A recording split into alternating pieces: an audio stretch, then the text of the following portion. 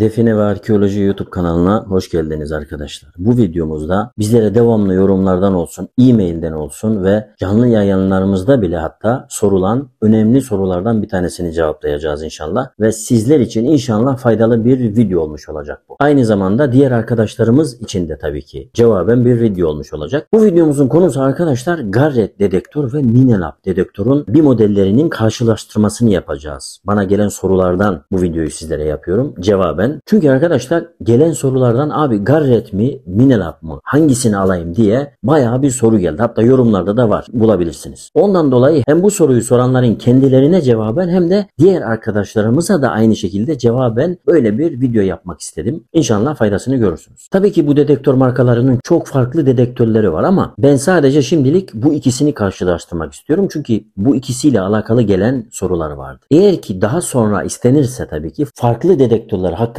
da hem karşılaştırma olarak hem de böyle detaylar olarak video yapacağım inşallah. Şimdilik Garrett ve Minelab'ın bazı modelleri hakkında yapacağız bu kısacık videomuzu. Haydi videomuza geçelim.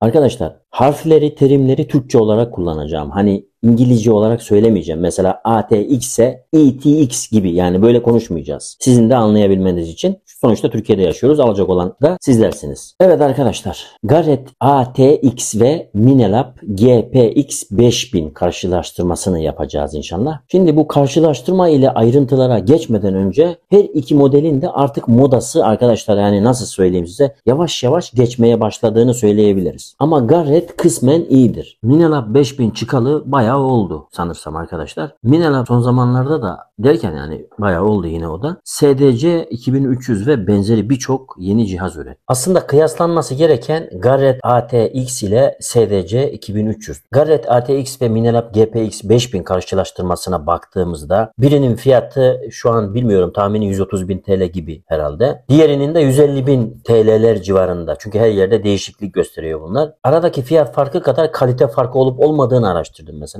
Gerekse karşılaştırma videolarını dikkatle izledim. Farklı yerlerde, farklı yabancı ülkelerde, farklı yerlerde olan videolar izledim. Belgelere baktım. Gerekirse kullananlardan sorup soruşturdum. Ki hatta ben de kullanmışım. Az çok ben de biliyorum zaten. Fark ettim ki fiyat farkı kadar kalite farkı yok yani aralarında. O zaman Minelab 5000 yerine Garrett ATX almanız daha mantıklı olur diye düşünüyorum. Bu ikisi arasında karşılaştırmadan çıkan sonuç bu. Fakat ben burada arkadaşlar Minelab GPX 4800'ü hatırlatayım size. Bence es geçilmeyecek güzel bir dedektör. Minelab GPX 4800 olabilir yani. Tabii ki orijinal olması kaydıyla. Çünkü Minelab'ların, yani Minelab markasının Minelab dedektörlerinin sahtesi en çok olan dedektör modellerindendir bu Minelab. O yüzden dikkatli olun. Bunun fiyatı da arkadaşlar tahminimce 100.000, 110.000 gibi civarlarda herhalde. Bana göre dikkate alınması gereken bir model. Garrett ATX neden seçilebilir arkadaşlar? Çünkü pulse dedektördür. DD yani DD arama başlığı takılarak demir olayı tamamen yok edilir. Yani nasıl diyeceksiniz? Sadece değerlilere duyarlı moda geçmiş olursunuz yani. Bu ayarı diğer başlıklarda manuel yapabilirsiniz. Diğer önemli farkı ise arkadaşlar ıslak, nemli ve tozlu arazilerde kolayca arama yapılabilir. Gövdesi suda 3 metre derinliğe kadar inebilir. Kısacası su altında arama yapma özelliğine sahiptir. Bir önemli özelliği de arkadaşlar diğer tüm dedektörlerden daha gaddar olmasıdır arkadaşlar. Yani abartılı fiyatı yerine abartılı performans sloganı ile Garrett'in böyle çığır açmış modellerinden bir tanesidir aslında. Gelelim Minelab GPX 5000'e. Mineralden en az etkilenen dedektör diyebiliriz bu dedektöre arkadaşlar. İster ören yeri, ister düz tarla, her türlü yani toprak koşullarında üstün performans sağlayan 6 arama modu ve otomatik fonksiyonları ile kullanımı en kolay dedektörlerden bir tanesidir. Yeni zamanlama fonksiyonları GPX 5000'i çok yönlü ve becerikli hale getiriyor. 8 zamanlama fonksiyonunun tek bir dedektöre toplanmış olması tek bir dedektörü alarak aynı zamanda da böyle 8 ayrı dedektöre sahip olmanız anlamına gelmektedir. Minelab 5000'ler her ne kadar böyle diğer modellerle kıyaslansa da orijinal bir Minelab diğer tüm rakiplerinden bir adım öndedir bence. Minelab GPX 4800, GPX 5000'de de bulunan performans artırıcı özelliklerin bazıları mevcuttur arkadaşlar. 5000'lerde ise bazı yenilikler belki birçok kullanıcıya hitap etmeyebilir. Bunu göz önünde bulundurursak 4800 alıp 20 veya böyle 30 bin TL gibi daha az ödeyerek istediğiniz performansı elde edebileceğinizi ben düşünüyorum. Araştırmak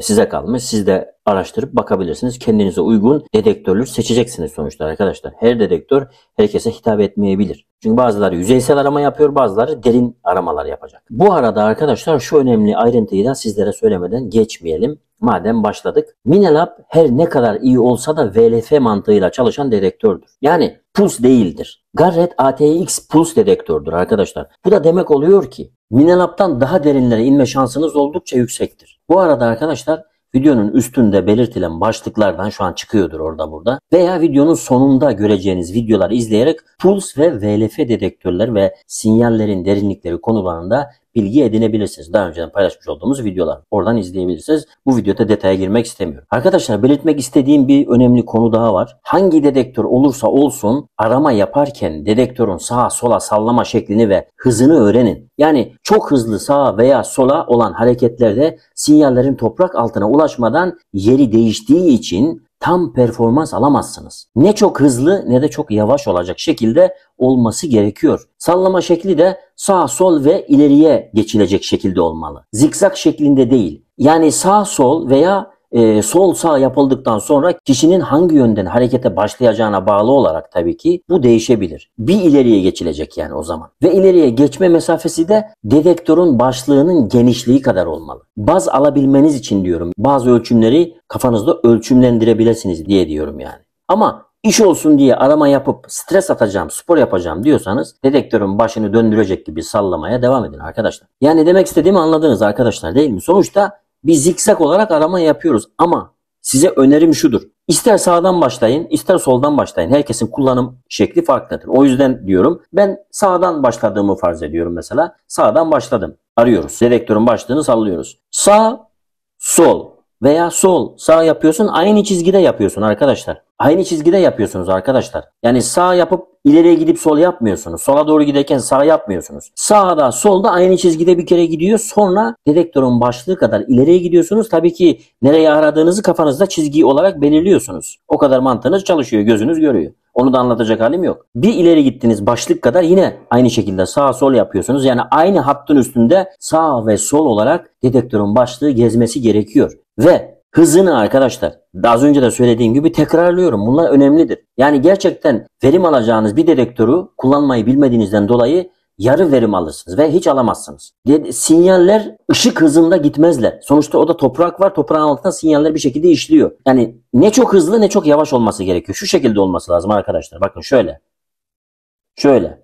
Şu şekilde değil. Şimşek hızında değil yani. Adamlar öyle bir adamlar var ki dedektörü göremiyorsun. O kadar hızlı sallıyorlar. Kendi kendine psikolojik işte aramış oluyor. Gidiyor eve akşam omuzum ağrıyor, elim ağrıyor diye sabaha kadar her tarafa ağrıyor insanların. Öyle olmasına gerek yok. Biraz yavaş yapacaksın ki o sinyaller yani verim gücü kadar sinyaller toprağın altına ulaşsın, işinizi görsün. İnşallah anlamışsınızdır. Evet arkadaşlar bu konuyla ilgili daha detaylı bir video daha yakında sizlerle olacak inşallah. Şimdilik kısacık ama öz olarak bu videomuzu sizlere cevaben bir video olarak kabul edebilirsiniz. Bizlerle iletişim kurmak çok basit arkadaşlar. Videolarımızın açıklama kısımlarından ve kanalımızın bilgilerinin olduğu kısımdan bizlere ulaşabilirsiniz. Bir dahaki videomuzda, daha doğrusu videolarımızda görüşmek üzere. Hoşça kalın diyorum arkadaşlar. Şansınız açık olsun.